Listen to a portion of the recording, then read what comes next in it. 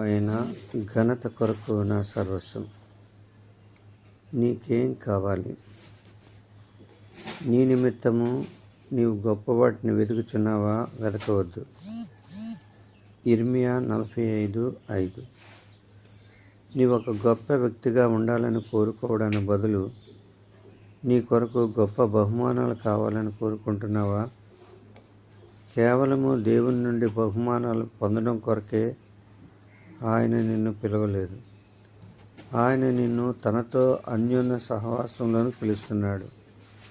మనం కోరుకునే బహుమానాలు సందర్భానుసారమైన ఆకస్మికమైన బహుమానాలు మాత్రమే. ఇవి అప్రధానం, వస్తుంటాయి పోతుంటాయి. అయితే దేవుడిచ్చేదేది అప్రమైనది కాదు. నీవు దేవుణ్ణి కోరుకుంటున్నట్లయితే ఆయనతో అన్యోన్య సహవాసాన్ని కలిగి ఉండడం కంటే సులువైనది మరేది ఉండదు. ఇది కావాలి అది కావాలని నీవు దేవుణ్ణి అడుగుతున్నట్లయితే సమర్పణ గురించి నీకేమీ తెలియదన్నమాట. నీ స్వంత ఆలోచనల ప్రకారమే నీవు నడుస్తున్నావని అర్థం. బదులుగా నేను పరిశుద్ధాత్మను అనుగ్రహించమని దేవుణ్ణి అడిగాను, అయితే నేను కోరుకున్న విశ్రాంతిని సమాధానాన్ని ఆయన నాకు ఇవ్వలేదు అని తిరస్కారంతో మాట్లాడుతున్నావేమో.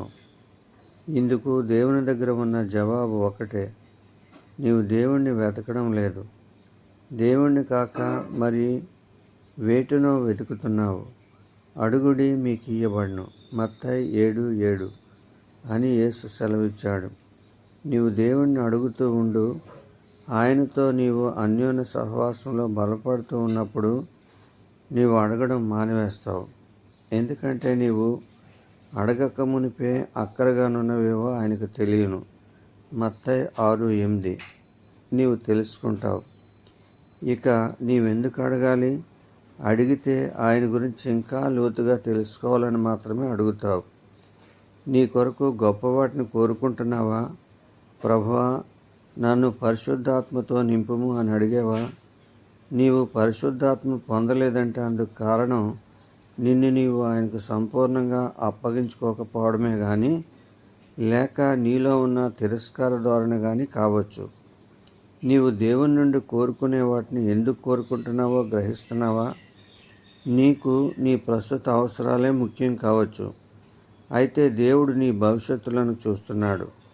ఆశీర్వాదాలన్నీ ఇప్పుడే ఇచ్చివేసి నిన్ను సంతోషపెట్టాలని దేవుడు కోరుకోవడం లేదేమో.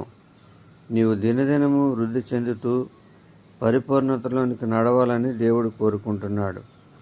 మనము ఏకమై ఉన్నలాగున వారును ఏకమై ఉండవలనని యోహాను 17:22 యేసు కోరుకుంటున్నాడని నువ్వు గ్రహించడమే అన్నిటికన్నా ముఖ్యమైనది, కోరుకోదగినది కూడా.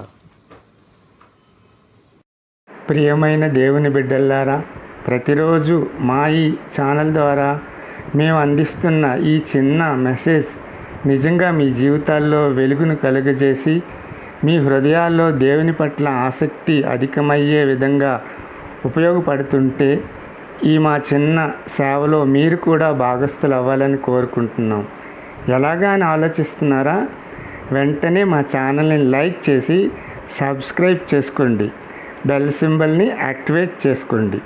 మీరు చేసే ఈ చిన్న సహాయం వలన ఈ మెసేజ్ మరికొంతమందికి చేరుతుంది. అలాగే సోదరులారా, మీ అమూల్యమైన సలహాలను కూడా మీ కామెంట్స్ ద్వారా తెలియజేయండి. ప్లీజ్. దేవుని నామానికే మహిమ ఘనత కలుగునుగాక. ఆమేన్.